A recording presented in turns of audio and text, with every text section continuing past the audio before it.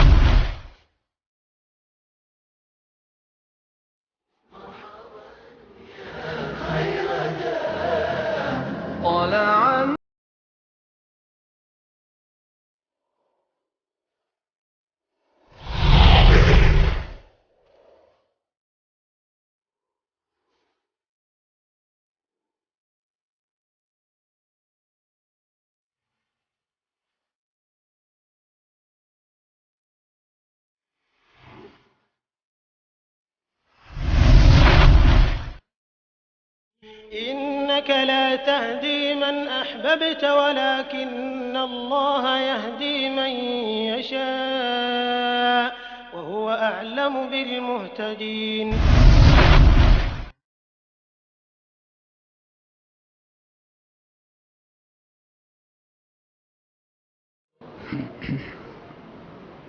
السلام عليكم ورحمة الله وبركاته. إن الحمد لله نحمده ونستعينه ونستغفره ونعوذ بالله من شرور أنفسنا ومن سيئات أعمالنا. من يهده الله فلا مضل له ومن يضلل فلا هادي له، وأشهد أن لا إله إلا الله وحده لا شريك له، وأشهد أن محمدا عبده ورسوله. يا أيها الذين آمنوا اتقوا الله حق تقاته ولا تموتن إلا وأنتم مسلمون. يا أيها الناس اتقوا ربكم الذي خلقكم من نفس واحدة وخلق منها زوجها وبث منهما رجالا كثيرا ونساء، واتقوا الله الذي تساءلون به والأرحام إن الله كان عليكم رقيبا. يا أيها الذين آمنوا اتقوا الله وقولوا قولا سديدا يصلح لكم أعمالكم ويغفر لكم ذنوبكم، ومن يطع الله ورسوله فقد فاز فوزا عظيما. أما بعد، فإن خير الحديث كتاب الله، وخير الهدي هدي محمد صلى الله عليه وسلم، وشر الأمور محدثاتها، وكل محدثة بدعة، وكل بدعة ضلالة، وكل ضلالة في النار.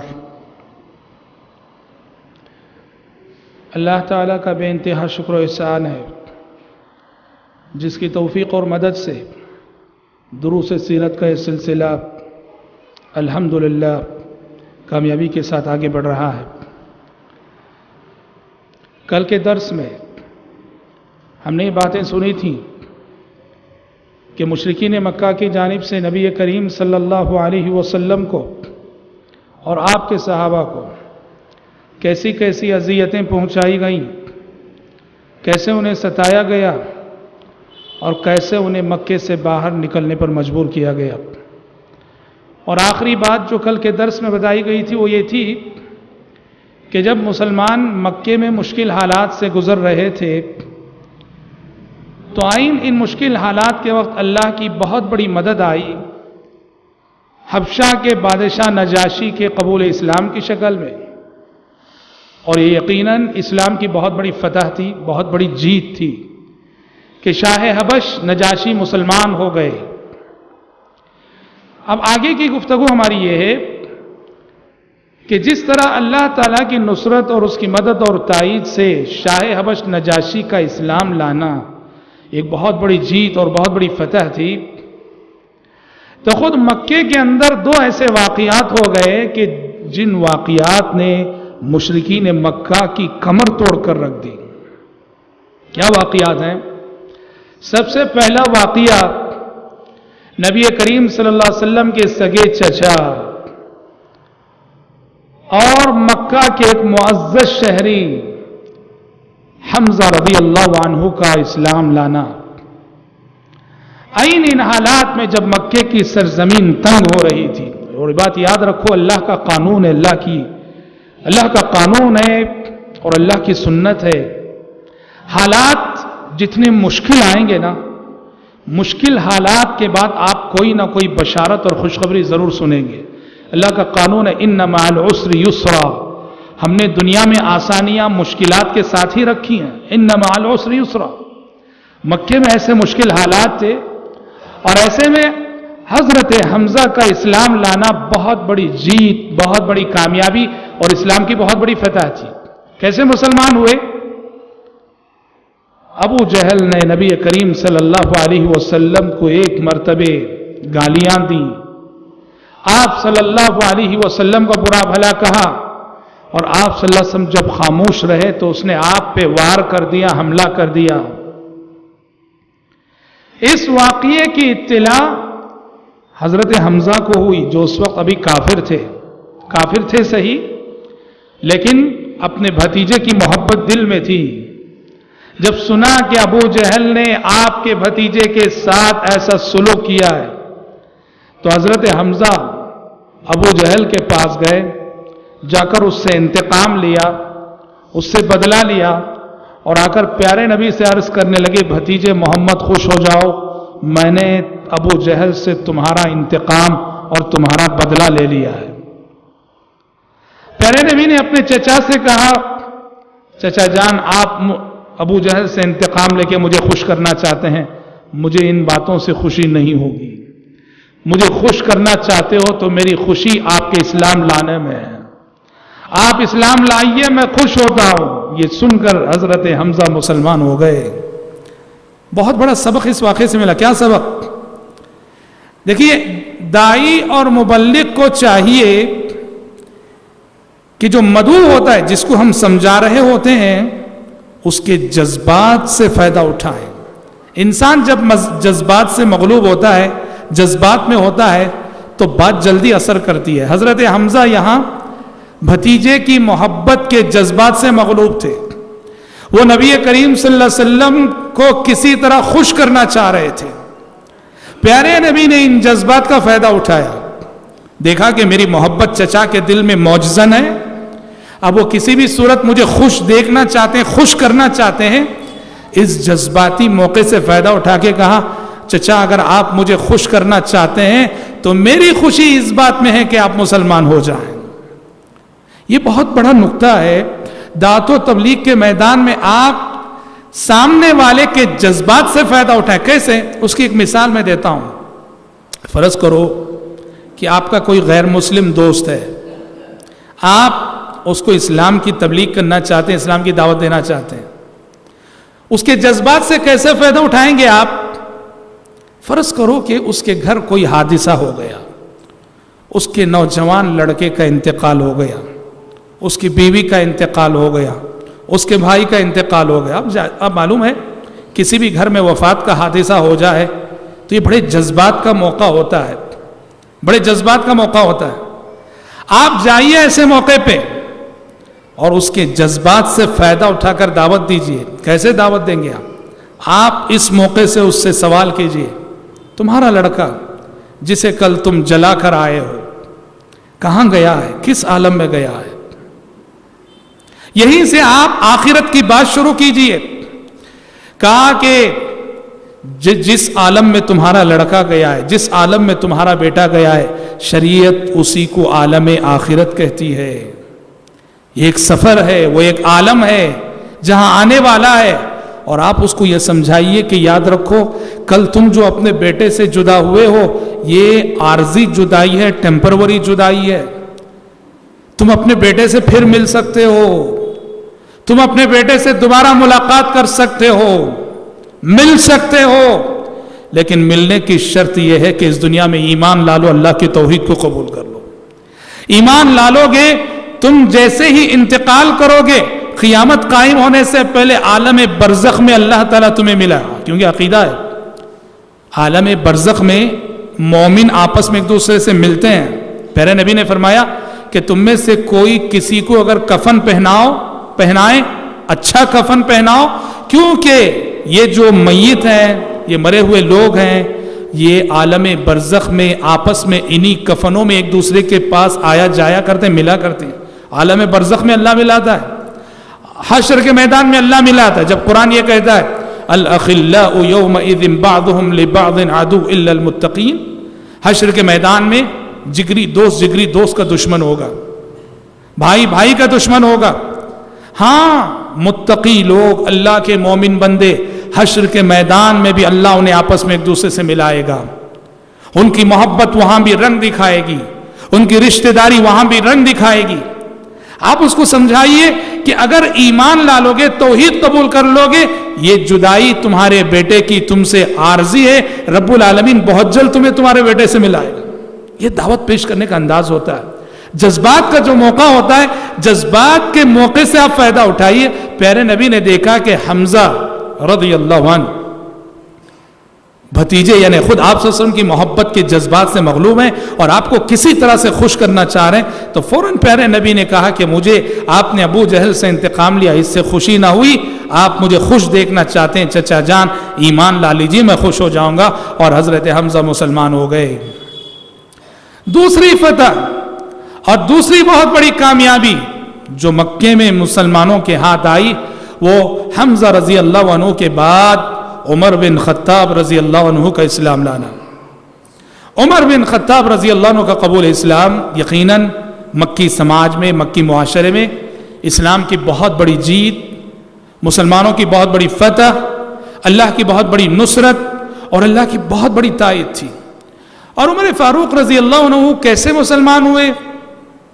عام طور پہ تو مشہور واقعہ بیان کیا جاتا ہے, ان کی بہن اور ان کی بہن بھائی جو مسلمان ہو گئے تھے, بہن نے قرآن سنایا. اہل علم کہتے ہیں کہ اس سے زیادہ مستند بات حضرت عمر کے اسلام کے سلسلے میں یہ ہے کہ عمر بن خطاب رضی اللہ عنہ کے اسلام لانے اور مسلمان ہونے کے پیچھے نبی کریم صلی اللہ علیہ وسلم کی دعا کا اثر تھا. آپ کو معلوم ہے جب مکے میں حالات بہت بہت مشکل ہو گئے تو پیارے نبی نے دعا کی تھی, اور پیارے نبی نے دعا کرتے ہوئے کہا تھا پروردگارا, ایک ابو جہل ہے اور ایک عمر ہے, ان دونوں میں سے کسی ایک کے ذریعے اسلام کی مدد فرما. پیارے نبی نے دعا کی اور پیارے نبی کی دعا کا نتیجہ تھا کہ عمر کا دل اسلام کے لیے نرم ہوا, پگھلا, اور دیکھتے ہی دیکھتے عمر اسلام کے زیر سایہ آ گئے. اور حضرات عمر فاروق رضی اللہ عنہ کا جو قبول اسلام ہے, اس سے دو اہم باتیں معلوم ہوتی ہیں. سب سے پہلی بات, دعوت و تبلیغ کے میدان میں دعاؤں کا اثر. آپ کسی کے پیچھے محنت کر رہے ہیں, کسی قبر پرست کے پیچھے, کسی بدعتی کے پیچھے, کسی غیر مسلم کے پیچھے, کسی کرسچن کے پیچھے محنت ضرور, محنت کے ساتھ ساتھ اس کی ہدایت کے لیے اللہ سے دعا بھی کر دیجئے. دعا کرنا نہ بھولیں. کل پرسوں کے درس میں ہم نے بتایا طفیل بن عمر دوسی رضی اللہ عنہ جب تبلیغ کرنے کے لیے اللہ کے نبی نے انہیں اپنے قبیلے میں بھیجا, محنت کیے, کوشش کیے, کوئی رزلٹ نہیں نکلا, اور آ کر پیارے نبی سے کہا اللہ کے نبی بددعا کر دیجئے میرے قبیلے پر, وہ مسلمان نہیں ہو رہا, کوئی مسلمان نہیں ہو رہا. پیارے نبی نے کیا کیا؟ پیارے نبی کھڑے ہوئے اور آپ نے دعا کی, قبیلے دوس کی ہدایت کی دعا کی, اور دعا کرنے کے بعد کہا اب جاؤ. پھر دوبارہ جب گئے تو الحمدللہ رزلٹ نکلا اور قبیلے دوس کے بہت سارے لوگ مسلمان ہوئے. دعائیں رنگ لاتی ہیں. بہت سارے واقعات کو, سیرت کو پڑھیے, صحابہ کی زندگیوں کو پڑھیے. ابو ہریرہ مشہور صحابی ہیں, ابو ہریرہ رضی اللہ عنہ مسلمان ہو گئے, پر ان کی ماں مسلمان نہیں ہو رہی تھی. اور ابو ہریرہ ایسے تھے کہ اپنی ماں کو بہت چاہنے والے, ماں سے بہت محبت کرنے والے, اور ماں تھی کہ ایک تو اسلام نہیں لائی اور دوسرا یہ کہ پیارے نبی کو گالیاں دیا کرتی تھی ابو ہریرہ کے سامنے. ابو ہریرہ بہت پریشان ہوتے, ایک طرف نبی کی محبت, ایک طرف ماں کی محبت, اور ماں نبی کو گالیاں دیا کرتی تھی, ابو ہریرہ کے منہ پہ گالیاں دیا کر, بہت پریشان ہوتے, بہت سمجھاتے, مانتی نہ تھی. ایک مرتبہ پیارے نبی کی خدمت میں آئے, آگے کہا اے اللہ کے نبی ذرا آپ میری ماں کے حق میں ہدایت کی دعا کر دیجئے. پیارے نبی نے فوراً دعا کی, کہا کہ پروردگارا ابو ہریرہ کی ماں کو ہدایت دے دے, ابو ہریرہ کی ماں کو ہدایت دے دے. ادھر دعا ہوئی اور ابو ہریرہ گھر پہنچے تو ماں کو دوبارہ دعوت دینے کی ضرورت پیش نہ آئی, تبلیغ کرنے کی ضرورت پیش نہ آئی. نبی کی دعا کے بعد جیسے ہی گھر پہنچے اپنی ماں کو خود بخود اسلام قبول کرنے کے لیے تیار پایا. ماں نے کہا کہ ابو ہریرہ کلمہ پڑھاؤ, میں مسلمان ہونے کے لیے تیار ہوں. اللہ اکبر. کلمہ پڑھائے, مسلمان ہوئے اور روتے ہوئے پیارے نبی کی خدمت میں حاضر ہوئے. پہلی مرتبہ بھی روتے ہوئے آئے تھے, اب کی بار بھی روتے ہوئے گئے. پہلے غم کے آنسو تھے اور اب کی بار خوشی کے آنسو تھے. اور جا کے کہا اے اللہ کے نبی, ایک دعا تو آپ نے کر دی اور اللہ نے قبول کر لی اور میری ماں کو ہدایت مل گئی. اے اللہ کے نبی دوسری دعا بھی کر دیجئے, میرے اور میری ماں کے حق میں دعا کر دیجئے. تو پیارے نبی نے دعا کی, اے اللہ تیرا بندہ ابو ہریرہ اور اس کی ماں, ان دونوں کی محبت تو اپنے بندوں کے دلوں میں ڈال دے. پیارے نبی نے دعا کی. ابو ہریرہ فرماتے ہیں پیارے نبی کی اس دعا کے بعد میں نے دیکھا مسلمان تو مسلمان, غیر مسلم بھی مجھ سے محبت کرنے لگے تھے. پیارے نبی کی اس دعا کے بعد. صحیح حدیث ہے, الادب المفرد وغیرہ میں علامہ البانی نے اس کو صحیح قرار دیا. پتہ چلا دعوت و تبلیغ کے میدان میں دعاؤں سے مدد لینا چاہیے. عمر بن خطاب رضی اللہ عنہ جیسی شخصیت کا اسلام لانا یہ نبی کریم صلی اللہ علیہ وسلم کی دعا کا نتیجہ تھا. اور دوسری اہم بات جو حضرت عمر کے اسلام لانے سے معلوم ہوتی وہ کیا ہے کہ دیکھو کوئی بھی ہندو, کوئی بھی کافر, کوئی بھی یہودی, کوئی بھی کرسچن یا کوئی بھی بدعتی, کوئی بھی گمراہ شخص کسی کی ہدایت سے کبھی مایوس نہ ہونا, کسی کی ہدایت سے کبھی مایوس نہ ہونا. ہم کیا کرتے ہیں اپنے طور پر ڈکلیئر کر دیتے ہیں کہ بھائی کوئی مسلمان ہو لیکن فلاں شخص مسلمان نہیں ہو سکتا, نریندر مودی کا بھی مسلمان نہیں ہو سکتا, اڈوانی کا بھی مسلمان نہیں ہو سکتا, فلاں خبر پر کوئی ہدایت پائے نہ پائے فلاں شخص ہدایت نہیں پا سکتا. یاد رکھو یہ دعوت و تبلیغ کے کرشمے حیرت انگیز ہوتے ہیں.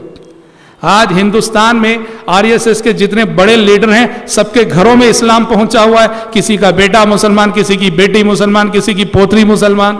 ہاں, اسلام کے تعلق سے کبھی مایوس نہ ہونا. یہ بات میں کیوں کہہ رہا ہوں, حضرت عمر کا اسلام لانا, حضرت عمر کا مسلمان ہونا بظاہر مکے میں ایک ناممکن سی بات تھی. اسلام لانے سے پہلے حضرت عمر جتنے بڑے دشمن تھے, جتنے بڑے مخالف تھے اللہ کے نبی کے, صحابہ سوچ بھی نہیں سکتے تھے کہ عمر بھی کبھی مسلمان ہو سکتے, سوچ بھی نہیں سکتے. اور اس کا اندازہ ایک واقعے سے ہوتا ہے. جب ایک میاں بیوی حضرت لیلا اور عامر, میاں بیوی ہیں یہ, بیوی لیلا, شوہر عامر, یہ دونوں مکہ چھوڑ کے ہجرت کر کے جا رہے. جب ہجرت کا سلسلہ شروع ہوا مکے میں بہت ستائے جانے لگے. یہ حضرت عمر کے اسلام لانے سے پہلے کا واقعہ ہے. دونوں ہجرت کرنے کے لیے نکلے, دونوں جا رہے تھے کہ راستے میں عمر بن خطاب کا سامنا ہو گیا. دونوں ڈر گئے, عمر آ رہا ہے, اب پتہ نہیں کیا کرے گا, ہمیں پکڑے گا, ہمیں روکے گا, ہمیں مارے گا. عمر بن خطاب آئے. عمر بن خطاب نے پوچھا کہاں جا رہے ہو؟ لیلا اور عامر دونوں نے کہا کہ عمر ہم اس مکے سے نکل کر, اس سرزمین سے نکل کر کسی ایسے شہر میں, کسی ایسی جگہ جانا چاہتے ہیں جہاں پوری آزادی کے ساتھ ہم اللہ کی عبادت کر سکے. تم تو یہاں ہمیں جینے نہیں دے رہے ہو, تم تو ہمیں یہاں اللہ کی عبادت کرنے نہیں دے رہے ہو, اس لیے ہم یہاں سے نکل کے کسی ایسی جگہ جانا چاہتے جہاں آزادی سے اللہ کی عبادت کر سکے. یہ سن کر حضرت عمر نے کوئی نرم جملہ کہا اور آگے بڑھ گئے. حضرت عمر کا یہ ریاکشن ان کی امیدوں کے خلاف تھا. وہ تو سمجھ رہے تھے گالی دیں گے, پکڑیں گے, روکیں گے, ماریں گے, جکڑیں گے, پتہ نہیں کیا کیا کریں گے. لیکن وہ ایک نرم بات کہہ کے آگے بڑھ گئے. تو میاں بیوی جو لیلا اور عامر ہیں, حضرت عمر کے اس نرمی کو دیکھ کر لیلا جو کہ بیوی تھی, انہوں نے اپنے شوہر عامر سے کہا کہ لگتا ہے عمر کا دل بھی اب اسلام کے لیے ذرا نرم پڑ چکا ہے. لیلا نے کیا کہا؟ لگتا ہے کہ عمر کا دل بھی اسلام کے لیے ذرا نرم پڑ چکا ہے. تو شوہر جو حضرت عامر تھے انہوں نے جواب دیا, ارے کیا سمجھتی ہو کہ عمر مسلمان ہو جائے گا؟ اللہ کی قسم، جب تک عمر کی گدھی مسلمان نہیں ہوگی تب تک عمر مسلمان نہیں ہوگا. ہاں، یعنی ان کے نزدیک حضرت عمر کا اسلام لانا اتنا ہی ناممکن بات تھی جتنا کہ حضرت عمر کی جو سواری تھی گدھی، اس کا اسلام، گدھا اسلام قبول کر سکتا ہے؟ ایک جانور کا اسلام لانا جتنا ناممکن سی بات ہے، حضرت عمر کا اسلام لانا بھی ان کے نزدیک اتنی ہی ناممکن بات تھی. لیکن بتاؤ یہ ناممکن بات ممکن ہو کر رہی کہ نہیں؟ ممکن ہو کر رہی. اس سے پتہ چلتا ہے کبھی کسی کی ہدایت سے مایوس نہ ہونا، محنت کیے جاؤ، کوشش کیے جاؤ، دعا کیے جاؤ، کیا معلوم کہ رب العالمین جو ہے کب دل پھیر دے. یہ دعوت و تبلیغ کا کرشمہ ہے، یہ دعوت اور تبلیغ کا معجزہ ہے کہ دنیا جس کے بارے میں سمجھتی ہے کہ وہ مسلمان نہیں ہو سکتا، وہ ہدایت نہیں پا سکتا، فلاں جگہ کام نہیں ہو سکتا، فلاں محلے میں کام نہیں ہو سکتا، یہ کام وہیں ہو کر رہے گا. آپ ذرا حضرت موسیٰ علیہ السلام کی زندگی کو پڑھیے. موسیٰ علیہ السلام مصر سے نکلے، مدین گئے، ہجرت کرے. کس حالت میں اور کس عالم میں گئے؟ موسیٰ علیہ السلام سے مصر میں، ایجپٹ میں یہ قتل ہو گیا. حالانکہ جان بوجھ کر نہیں ہوا تھا، وہ یہ قبطی کا مرڈر ہو گیا، قبطی کا قتل ہو گیا. اسرائیلی کو وہ ستا رہا تھا، مدد کرنے کے لیے ایک مار اور ایک گھونسا مارا تھا، وہ قبطی مر گیا. اب فرعون کی پولیس موسیٰ علیہ السلام کو تلاش کر رہی تھی. جب معلوم ہو گیا کہ قاتل موسیٰ علیہ السلام ہے، موسیٰ علیہ السلام کو قتل کرنے کے لیے کسی طرح سے موسیٰ علیہ السلام وہاں سے بچ نکلنے میں کامیاب ہو گئے، کسی طرح سے.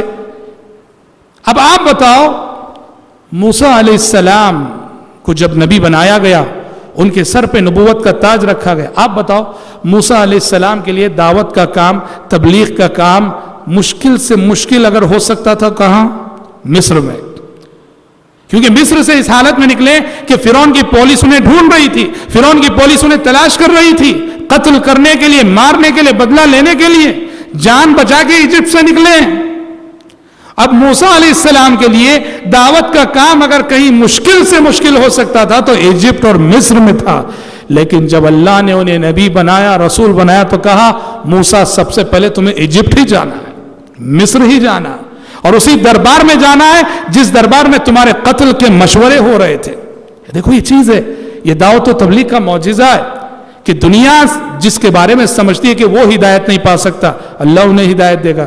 دنیا جس کے بارے میں سمجھتی ہے کہ فلاں جگہ کام نہیں ہو سکتا، وہیں کام ہو کر رہے گا. حضرت عمر کے قبول اسلام سے ایک سبق اور ایک درس یہ بھی ملتا ہے کہ سماج اور سوسائٹی میں جو اثر و رسوخ والی شخصیتیں ہوتی ہیں، ان کے اسلام لانے سے اسلام کو، مسلمانوں کو ایک طاقت ملتی ہے. تو لہٰذا سماج اور سوسائٹی میں جو اثر و رسوخ رکھنے والی شخصیتیں ہوتی ہیں، ذرا ان کے پیچھے خاص محنت ہونا، ان کو ٹارگٹ کر کے ان کو ان تک حق پہنچانے اور ان کو راہ ہدایت پر لانے کی خاص کوشش ہونی چاہیے. کیونکہ اثر و رسوخ رکھنے والا ایک شخص بھی اگر اسلام میں آ جاتا ہے نا، وہ بہت بڑی مدد ہے. حضرت عمر اسلام لائے. آپ مکی زندگی کے حالات پڑھیے. حضرت عمر کے اسلام لانے سے پہلے اور حضرت عمر کے اسلام لانے کے بعد مکے میں مسلمانوں کی پوزیشن میں کافی تبدیلی آئی. حضرت عمر کے اسلام لانے سے پہلے سب مسلمان سر جھکا کے چلتے تھے، دب کے جیتے تھے. حضرت عمر کے اسلام لانے کے بعد سارے مسلمان مکے میں سر اٹھا کر جینے لگے. عبداللہ بن مسعود رضی اللہ عنہ فرماتے ہیں، ما زلنا اعز منذ اسلم عمر، جس دن عمر مسلمان ہوئے اس دن سے ہم سر اٹھا کر جینے لگے. اللہ اکبر، بہت بڑی بات. صحابہ مسلمان ہوتے تھے مکے میں، بہت سارے صحابہ اپنا اسلام چھپاتے تھے، بتاتے نہیں تھے کہ مسلمان ہو گئے، بتاتے نہیں تھے. لیکن حضرت عمر مسلمان ہوئے تو کیا کیے؟ حضرت عمر جب مسلمان ہوئے تو انہوں نے لوگوں سے پوچھا کہ مکے میں کون ہے جو بہت زیادہ خبروں کو منتقل کرنے والا ہے، ادھر کی خبر ادھر، ادھر کی خبر ادھر، تیزی سے پھیلانے والا کون ہے مکے میں؟ لوگوں نے کہا جمیل بن معمر ہے. حضرت عمر نے اس کو بلا کے کہا، جاؤ لوگوں سے کہہ دو کہ آج عمر مسلمان ہو گیا ہے. یہ طاقت ہے. اور جب ہجرت کی بات تھی نا، سارے صحابہ ہجرت کر رہے تھے، چھپ چھپ کے جا رہے تھے, چھپ چھپ کے مکہ چھوڑ رہے تھے, یہ کافر پکڑیں گے, ستائیں گے. سارے صحابہ دب کے اور چھپ چھپ کے ہجرت کر رہے تھے. اور جس وقت عمر بن خطاب رضی اللہ عنہ کی ہجرت کا وقت آیا, ہجرت سے پہلے انہوں نے پورے مکہ میں اناؤنس کیا, اعلان کیا, لوگوں سن لو, کل عمر ہجرت کر رہا ہے, کل عمر ہجرت کر رہا ہے, وہ مکہ چھوڑ کے مدینہ جا رہا ہے. جس شخص کو یہ بات پسند ہو کہ اس کی ماں اسے گم کرے, کل وہ میرے راستے میں رکاوٹ بن کر دیکھ لے. چیلنج کیا حضرت عمر نے.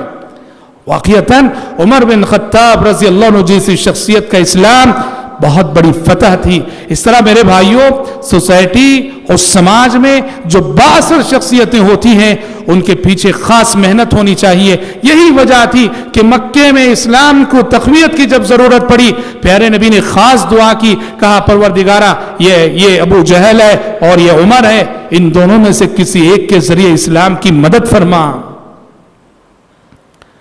حضرت حمزہ اور حضرت عمر کے قبول اسلام کے بعد یوں کہیے کہ مشرکین مکہ بہت پریشان ہو گئے, وہ بہت سنجیدہ ہو گئے. اب سارا مکہ ایک ہو گئے, مکے کے سارے قبائل, سارے سردار سر جوڑ کر بیٹھ گئے. انہوں نے کہا کہ اب تو پانی سر سے اونچا ہو گیا ہے, اب کوئی ایسا قدم اٹھانا چاہیے کہ اسلام کا یہ بڑھتا ہوا قافلہ رک کے رہے. تو بالآخر سبوں نے مل کے یہ طے کیا کہ ایسا کرتے ہیں کہ مسلمانوں کا سماجی بائیکاٹ کیا جائے, سماجی بائیکاٹ کرے. پورے مکے والوں نے مل کے طے کیا کہ چلو ایسا کرتے ہیں سماجی بائیکاٹ, کوئی مسلمانوں سے لین دین نہ کرے, خرید و فروخت نہ کرے, معاملات نہ کرے, کوئی چیز بیچو مت, کوئی چیز ان سے خریدو مت, کوئی چیز انہیں دو مت, کوئی چیز ان سے لو مت, تعلقات مت رکھو. سارا مکہ ایک ہو گیا, سارا مکہ ایک ہو گیا. اور اس کو سیرت کی کتابوں میں کہا جاتا ہے شیب ابی طالب کا حصار. ابو طالب کی گھاٹی مکے کا ایک علاقہ تھا, مسلمانوں کو وہاں محصور کر دیا گیا. مسلمانوں سے کوئی لین دین کرنے والا نہیں, خرید و فروخت کرنے والا نہیں. اب ظاہر بات ہے, لین دین کرنے والا نہیں, خرید و فروخت کرنے والا نہیں, مسلمانوں کو غذا کہاں سے ملے گی, کھانے کی اشیاء کہاں سے ملیں گی. یہ جو سماجی بائیکاٹ شروع ہوا, یہ سماجی بائیکاٹ بہت بڑا امتحان اور بہت بڑی آزمائش تھی. سارا مکہ ایک طرف ہو گیا اور صرف مسلمان ایک طرف. اور حضرات, یہ بائیکاٹ چند دنوں کے لیے نہیں, چند ہفتوں کے لیے نہیں, چند مہینوں کے نہیں, پورے 3 سال جاری رہا, پورے 3 سال جاری رہا. اور یہ اتنے صبر آزما ایام تھے, مسلمانوں کے صبر کا اتنا بڑا امتحان تھا. صحابہ نے اس دوران بھوک کی شدت کی وجہ سے درخت کے پتے اتنے چبائے کہ جانور نے بھی شاید نہ کھائے ہو. کچھ نہیں ملتا تھا, کھجور کے پتے لیتے تھے, کھجور کے پتے چبا کے کھاتے تھے, اپنی بھوک مٹاتے تھے. بخاری کی روایت ہے, سعد بن ابی وقاص رضی اللہ عنہ کہتے ہیں کہ ایک دن شیب ابی طالب کا جب حصار ہوا تھا, سماجی بائیکاٹ ہوا تھا, بھوک شدت کی لگی ہوئی تھی, کھانے کے لیے کچھ نہیں مل رہا تھا. میں گزرا چلا جا رہا تھا, اچانک میرے قدم کے نیچے کوئی بھیگی سی چیز لگتی ہوئی نظر آئی. بھوک مجھے اتنی شدید تھی, میں نے دیکھا نہیں وہ کیا چیز تھی, آنکھ بند کیا, خاموشی سے وہ چیز اٹھایا اور کھا لیا. یہ حدیث روایت کرتے ہوئے کہتے ہیں اللہ کی قسم مجھے آج تک نہیں معلوم کہ وہ کیا چیز تھی جو اس وقت میں کھایا تھا. بھوک ایسی تھی, کھانے کے لیے کچھ تو چاہیے تھا. صحابہ نے اس وقت سوکھے چمڑے کھائے, جانور کے سوکھے چمڑے, کھانے کے لیے کچھ نہیں تھا وہ کھائے. بڑا امتحان تھا, بڑا کٹھن مرحلہ تھا.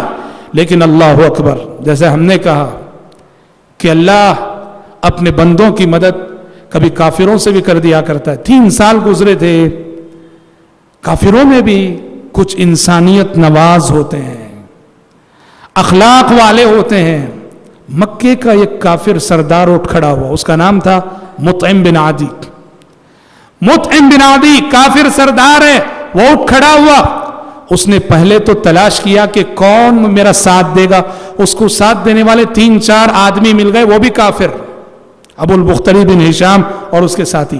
3-4 آدمیوں کو ساتھ لے کر یہ 4-5 آدمی اٹھ کھڑے ہوئے اور انہوں نے پورے مکے والوں سے کہا کہ ہم نے محمد اور اس کے ساتھیوں پر ظلم کی حد کر دی. ٹھیک ہے کہ دین اور عقیدے کا اختلاف ہے صحیح، مگر اتنا بھی ستانا اچھا نہیں. بھوکے مر رہے ہیں، پیاسے مر رہے ہیں وہ. ہم اس بیکاٹ کا بیکاٹ کرتے ہیں. اور مطعم بن عدی بہت بڑا سردار تھا، مکے میں بڑی عزت تھی، سارا مکہ اس کی عزت کرتا تھا. مطعم بن عدی نے کہا ہم اس بیکاٹ کا بیکاٹ کرتے ہیں. اور مشرکین مکہ نے کیا کیا تھا؟ وہ بیکاٹ کے سلسلے میں ایک تحریر خانہ کعبہ میں لٹکا دی تھی. مطعم بن عدی خانہ کعبہ گئے وہ، اور وہ تحریر جو انہوں نے لگائی تھی وہاں سے نکال لی. اور جب نکالی تو دیکھا کہ بسم اللہ الرحمن الرحیم کے علاوہ جتنا تھا سب کچھ دمک چاٹ چکی تھی اور کھا چکی تھی. اور اس طرح یہ بیکاٹ ختم ہوا. کس کی مدد سے؟ ایک کافر کی مدد سے.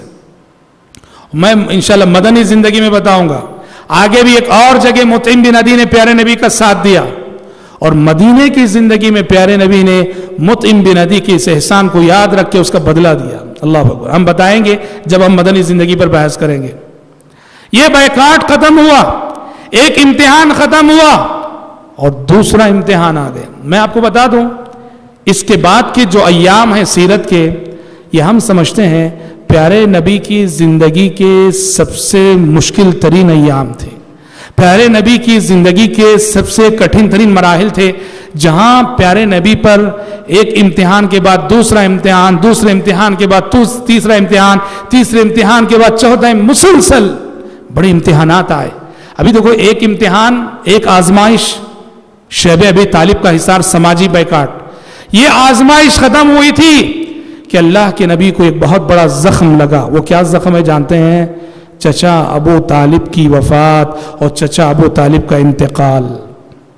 ابو طالب جو مکے میں اسلام کا سہارا بنے ہوئے تھے، پیارے نبی کا دست و بازو بنے ہوئے تھے، پیارے نبی کی مدد کر رہے تھے، اور مکے میں کافر رہنے کے باوجود اسلام کی بڑی طاقت تھے. چچا ابو طالب کا انتقال ہو گیا اور پیارے نبی کو بہت گہرا زخم لگا. اور جانتے ہیں زخم اس لیے نہیں کہ چچا کا انتقال ہو گیا، اس لیے نہیں، موت تو ہر ایک کی برحق ہے. ابو طالب کی وفات ہمارے نبی کے لیے زخم اس لیے بن گئی کہ چچا جنہوں نے اسلام کی اتنی مدد کی لیکن کلمے سے محروم رہ کر دنیا سے گئے. بھتیجے کی محبت میں آ کر مدد ضرور کی مگر اسلام قبول کرنے کی توفیق نہ ہوئی. کلمہ طیبہ لا الہ الا اللہ کا اقرار کرنے کی توفیق نہ ہوئی. پیارے نبی کو اس کا بڑا رنج تھا، اس کا بڑا غم تھا، اس کا بڑا صدمہ تھا نبی کریم صلی اللہ علیہ وسلم کو. آخری وقت ہے چچا ابو طالب کا. پیارے نبی تشریف لے گئے، جا کے کہا یا عمی قل لا الہ الا اللہ کلمۃ احاج لک بہا عند اللہ. چچا جان کلمہ پڑھ لیجئے، لا الہ الا اللہ کہہ لیجئے، اللہ کے پاس میں اس کلمے کے ذریعے حجت قائم کروں گا اور یہ کلمہ آپ کو نجات دلائے گا. سرانے اس وقت ابو طالب کے دو دوست بیٹھے ہوئے تھے، ابو جہل اور عبداللہ بن ابی امیہ. دونوں نے کہا اترغب عن ملت عبد المطلب، اے ابو طالب مرتے ہوئے باپ دادا کا دین چھوڑ کے مرنا چاہتے ہو؟ ایسے معلوم ہوتا ہے کہ جب پیارے نبی نے کہا کلمہ پڑھو تھوڑا سا ارادہ ہوا، رجحان ہوا، آمادگی ہوئی. لیکن برا ہو بری صحبت کا، برا ہو بری دوستی کا یاد رکھو. زندگی میں دوست بناؤ تو اچھوں کو بناؤ. برا دوست وہ کتنا آپ کا قریبی دوست کیوں نہ ہو، واللہ وہ دوست کے روپ میں وہ آپ کا دشمن ہے.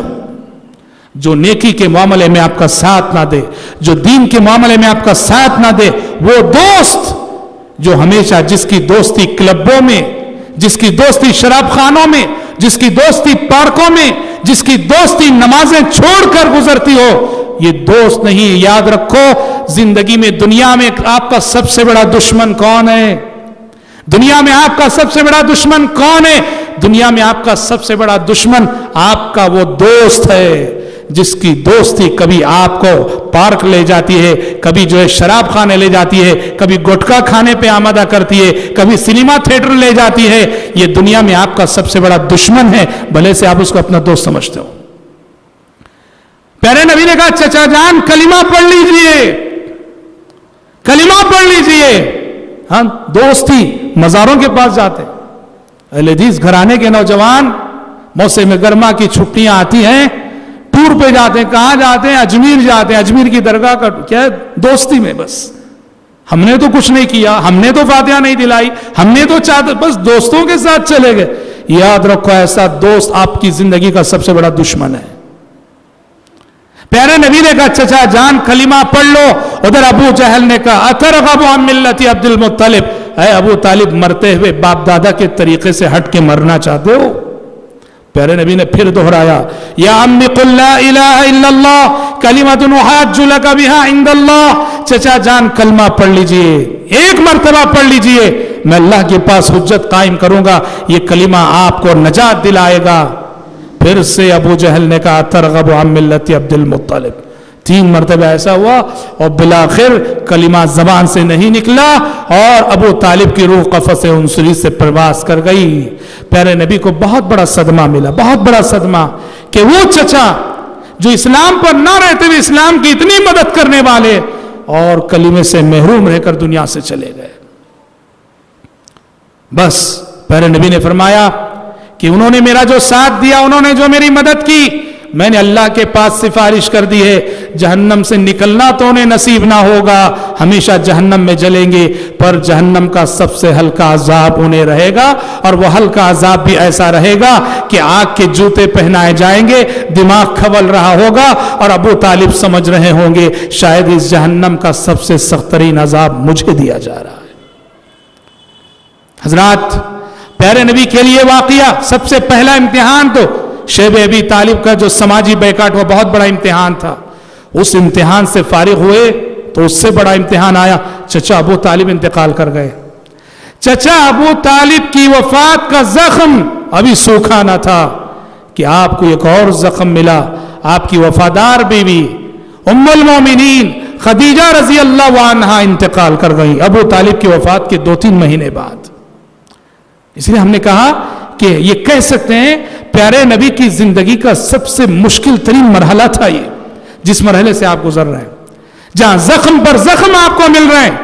और प्यारे नबी के उम्मती हो तो सबक हासिल करो, इबरत हासिल करो। इस जिंदगी में हम चाहें हमेशा खुशियां ही मिले, हमेशा आराम ही मिले, हमेशा मसरतें, नहीं हो सकता। लक़द खलक़नल इंसान फी कबद, जिंदगी तकलीफों का नाम है, जिंदगी मशक्कतों का नाम है। प्यारे नबी ने इतनी मशक्कतें झेली हैं, इतने जख्म बर्दाश्त किए हैं। उम्मती हो तो ऐसे जख्म बर्दाश्त करने का हौसला रखो, मुश्किलात को फेस करने की हिम्मत रखो। उम्मुल मोमिनीन खदीजा रजी अल्लाह अन्हा इंतकाल कर गई और अभी ऐसे मुश्किल तरीन मरहले में दावत इस्लामी का मजबूत तरीन सहारा थी, उनकी दौलत, उनके मशवरे। प्यारे नबी बाहर की दुनिया के 1000 गम लेके घर में दाखिल होते, खदीजा रजी अल्लाह अन्हा का मुस्कुराता चेहरा और उनके मशवरों से प्यारे नबी सारे गम भूल जाया करते थे। और ये वो खदीजा थी कि जिब्रील अमीन आके कहते थे कि मोहम्मद खदीजा को रब का सलाम सुना दीजिए, रब्बुल आलमीन खदीजा को सलाम सुना रहा है। प्यारे नबी के लिए हजरत खदीजा की वफात भी बहुत बड़ा सदमा थी, बहुत बड़ा रंज थी। हजरात, ये 3 इम्तिहानात, इस 3 इम्तिहानों के बाद, इन 3 इम्तिहानों के बाद प्यारे नबी की जिंदगी में इन तीनों इम्तिहानात से बड़ा इम्तिहान आया। अल्लाह अकबर, पै दर पै आजमाइशें। हम समझते हैं जिंदगी में कुछ भी दुश्वारियां आए, परेशानियां, अल्लाह की मदद हमारे साथ नहीं है, अल्लाह हमारी नहीं सुन रहा है। नहीं नहीं, रब्बुल आलमीन अल्लाह का कानून है। याद रखो, इन्ना शद्दन्नास इब्तिलाअन अल अंबिया सुम्मल अमसल फल अमसल। इस दुनिया में सबसे सख्त इम्तिहान, सबसे सख्त आजमाइश अल्लाह पैगंबरों की लेता है, और पैगंबरों के बाद जो नेकी और तकवे में जितना मजबूत हो, अल्लाह उसको उसी कदर आजमाता है, उसका इम्तिहान उतना ही सख्त होता है। समाजी बैकाट, अबू तालिब की वफात, खदीजा रजी अल्लाह अन्हा की वफात, और उसके बाद की जो आजमाइश आई, ये प्यारे नबी की जिंदगी की सबसे बड़ी आजमाइश, प्यारे नबी की जिंदगी का सबसे बड़ा इम्तिहान, जिसे हम सफर ताइफ कहते हैं। जब मक्के में दावत के जो 2 सहारे थे, एक अबू तालिब की शक्ल में, एक खदीजा रजी अल्लाह अन्हा की शक्ल में, दोनों सहारे जब छिन गए, खत्म हो गए, तो प्यारे नबी ने चाहा कि मक्के के बाहर कोशिश की जाए, مکے کے باہر محنت کی جائے. طائف جو تقریباً مکے سے 60 کلومیٹر پہ ہے، 60 کلومیٹر پہ تھا. پیارے نبی نے طائف کا سفر کیا. وہاں ایک بہت ہی با اثر قبیلہ رہا کرتا تھا جسے قبیلے ثقیف کہا جاتا ہے. پیارے نبی نے اپنے آپ کو طائف والوں پہ پیش کیا. ثقیف کے سرداروں سے فردن ملاقات کی اور تقریباً طائف میں 10 دن ٹھہرے رہے آپ صلی اللہ علیہ وسلم. دعوت دیتے ہوئے، تبلیغ کرتے ہوئے 10 دن پیارے نبی ٹھہرے رہے. اور حضرات آپ سب جانتے ہیں، آپ نے بارہا خطبوں میں سنا ہے، تقریروں میں سنا ہے کہ طائف کے اوباشوں نے اس موقع سے پیارے نبی کے ساتھ جو توہین آمیز سلوک کیا. انسانی تاریخ میں کسی شریف انسان کے ساتھ ایسا توہین آمیز سلوک بہت کم کیا گیا ہوگا جیسا سلوک کے طائف کے لوگوں نے محمد عربی صلی اللہ علیہ وسلم کے ساتھ کیا. پیارے نبی کو سبوں نے اجتماعی شکل میں گالیاں دی، برا بھلا کہا، اور جس طرح سے کسی دیوانے کو پتھر مار مار کے بھگایا جاتا ہے. طائف کے غنڈے، طائف کے اوباش پیارے نبی صلی اللہ علیہ وسلم کے پیچھے پتھر لے کر آپ کو بھگا رہے ہیں، پیچھے سے پتھر مار رہے ہیں. اتنے پتھر کھائے کہ اللہ اکبر، سر مبارک سے، بدن مبارک سے خون بہ بہ کر جوتیوں میں جم گیا. اس طرح کے جوتیاں نکالنی مشکل ہو گئیں. اور پیارے نبی صلی اللہ علیہ وسلم طائف سے باہر آنے کے بعد بڑی بے بسی کے عالم میں، بڑی بے کسی کے عالم میں وہ دعا آپ نے کی، اللہم الیک اشکو ضعف قوتی وقلت حیلتی وہوانی علی الناس یا ارحم الراحمین انت رب المستضعفین الى من تکلونی الى بعید یتجہمنی ام الى عدو ملکته امری ان لم يكن بك غضب علي فلا ابالی ولكن عافيتك هي اوسع لي اعوذ بنور وجهك الذي اشرقت له الظلمات وصلح عليه امر الدنيا والاخره من ان ينزل بي غضبك او يحل علي سخطك لك العتبى حتى ترضى ولا حول ولا قوه الا بالله. بڑی پیاری دعا ہے جس میں پیارے نبی صلی اللہ علیہ وسلم نے بڑی عاجزی، بڑی انکساری، بڑے تواضع، بڑی تضرع اور بڑی گڑ گڑاہٹ کے ساتھ اللہ کے جناب میں اپنی بے کسی کا اظہار کیا. اللہ کے جناب نے اپنی بے بسی کا اظہار کیا. پیارے نبی کی دعا کے فوراً بعد آسمان کا فرشتہ آ گیا، جبریل امین، پہاڑوں کا فرشتہ آ گیا، جبریل امین آ گئے. بہت مشہور واقعہ ہے. جبریل امین نے آ کے کہا محمد یہ ملک الجبال ہے، یہ ملک الجبال ہے، پہاڑوں کا فرشتہ ہے، بس آپ کے حکم کا منتظر ہے، بس آپ کا ایک حکم، آپ کے ایک اشارے کا منتظر ہے. یہ غنڈے، یہ اوباش جنہوں نے آپ کو لہو لہان کیا ہے، جنہوں نے آپ کے پاس آپ کے ساتھ یہ توہین آمیز سلوک کیا ہے، ایک حکم دیجئے اور ایک اشارہ کیجئے، اس طائف کی پوری بستی کو 2 پہاڑوں کے درمیان پیس دیا جائے گا. صلوات اللہ وسلام علیہ. ایک نبی ہی کا دل اتنا بڑا ہو سکتا ہے، ایک نبی کے ظرفی میں اتنی وسعت ہو سکتی ہے کہ پیارے نبی صلی اللہ علیہ وسلم نے فرمایا اللہم اہد قومی فإنہم لا یعلمون، اللہم اہد قومی فإنہم لا یعلمون. پروردگارہ میری قوم کو ہدایت دے دے، یہ میری قوم میرے ساتھ ایسا سلوک اس لیے کر رہی ہے کہ اس نے ابھی مجھے جانا نہیں ہے، اس نے مجھے ابھی جانا نہیں ہے، اس نے ابھی مجھے پہچانا نہیں ہے. پروردگارہ میری قوم کو ہدایت دے دے. حضرات ایک دائی کو بڑا وسیع الظرف ہونا چاہیے، ایک دائی اور مبلغ کو بڑا وسیع الظرف ہونا چاہیے، بڑے دل والا ہونا چاہیے. انسانیت پر لعنت کرنے والا، انسانیت پر ملامت کرنے والا، انسانیت پر تانے کسنے والا نہیں. اس روئے زمین پر انسانیت کا سب سے بڑا ہمدرد اگر کوئی ہے وہ اسلام کا دائی ہے.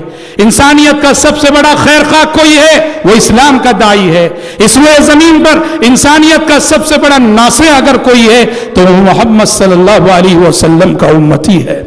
اور حضرات پیارے نبی نے جس امید کا اظہار کیا اللہم اہد قومی فإنہم لا یعلمون، کہ پروردگارہ میرے اس قوم کو ہدایت دے دے اس لیے کہ یہ نہیں جانتی ہے، اس نے مجھے جانا نہیں ہے، اس لیے اس نے میرے ساتھ ایسا سلوک کیا ہے.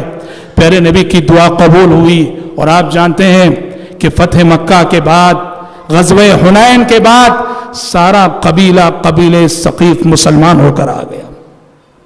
سارا قبیلہ ثقیف مسلمان ہو کے آ گیا. وہی لوگ جنہوں نے آپ کے ساتھ یہ توہین آمیز سلوک کیا تھا سب مسلمان ہو گئے، صحابی بن گئے، کلمہ پڑھ لیے، اور ان کی آنے والی نسلوں نے اسلام کی تبلیغ اور اسلام کی نشر و اشاعت میں بڑے کارنامے انجام دیے. اور تو اور ہمارا ملک ہندوستان، اس ملک میں سب سے پہلے اسلام لے کر آنے والی شخصیت محمد بن قاسم الثقفی 92-93 ہجری میں سندھ پہ انہوں نے حملہ کیا. محمد بن قاسم وہ اسی قبیلے ثقیف کے تھے جس قبیلے ثقیف کی ہدایت کی دعا پیارے نبی صلی اللہ علیہ وسلم نے کی تھی. گویا ہم یہ کہہ سکتے ہیں کہ طائف کے رہنے والے ثقیف کا ایک فرد وہ اسلام کو لے کر انڈیا آتا ہے اور اس کے ذریعے سے تبلیغ ہوتی ہے. ہم یہ کہہ سکتے ہیں کہ طائف کے موقع پہ جو دعا ہوئی تھی اللہم اہد قومی فانہم لا یعلمون، یہ ہدایت کی دعا صرف قبیلے ثقیف کے لیے نہ تھی، یہ ہمارے ملک ہندوستان کے لیے بھی تھی. اس کے بعد کے جو حالات ہیں حضرات، جیسے ہم نے کہا یہ بڑی آزمائشیں تھیں، بہت بڑی آزمائش. طائف کا امتحان کوئی معمولی امتحان نہیں، بہت بڑا امتحان. مائی عائشہ صدیقہ رضی اللہ عنہا نے ایک مرتبہ پیارے نبی صلی اللہ علیہ وسلم سے پوچھا تھا، اللہ کے نبی کہ آپ کی زندگی میں احد کے دن سے بھی مشکل ترین کوئی دن آیا ہے؟ آپ جانتے ہیں غزوہ احد میں پیارے نبی کا سر زخمی ہو گیا تھا، سر پھٹ گیا تھا، پیارے نبی کے دانت شہید ہو گئے تھے، اور یہ افواہ مشہور ہو گئی تھی کہ پیارے نبی شہید ہو چکے. بڑی مشکل گھڑی تھی. مائی عائشہ صدیقہ رضی اللہ عنہ سمجھ رہی تھی شاید آپ کی زندگی کا سب سے مشکل ترین دن احد کا دن ہے. تو مائی عائشہ نے پوچھا تھا اے اللہ کے نبی کہ آپ کی زندگی میں احد کے دن سے بھی مشکل ترین دن کوئی آیا ہے؟ تو پیارے نبی نے فرمایا تھا کہ عائشہ طائف کا دن میرے لیے احد کے دن سے بھی زیادہ سخت دن تھا. طائف کے اوباشوں نے میرے ساتھ جو سلوک کیا وہ تکلیف میرے لیے احد کے دن کی تکلیف سے زیادہ سخت تھی. حضرات، اللہ کا قانون ہے کہ امتحان جتنا بڑا ہوتا ہے امتحان کے بعد ملنے والا پرائز اور انعام بھی اتنا ہی بڑا ہوتا ہے. پیارے نبی 4 عظیم امتحانات سے گزارے گئے. اب دیکھیں آنے والی زندگی، اس کے بعد کے جو واقعات ہیں اس میں ایک حیثیت سے پیارے نبی کے صبر کا بدلہ دیا جا رہا ہے. پیارے نبی کو ان آزمائشوں میں ثابت قدمی پر آپ کو انعام دیا جا رہا ہے، پرائز دیا جا رہا ہے. وہ انعام اور پرائز کس شکل میں ملا وہ انشاءاللہ کل کے درس میں ہم انشاءاللہ سنیں گے. آج اسی پر اکتفا کرتے ہیں. رب العالمین سے دعا کرتے ہیں کہ اللہ تعالیٰ کہنے والے کو، سننے والوں کو سیرت رسول کو عملی نمونہ بنا کر اس کے سانچے میں اپنی عملی زندگی کو ڈھالنے کی توفیق عطا فرمائے. آمین. وآخر دعوانا الحمدللہ رب العالمین.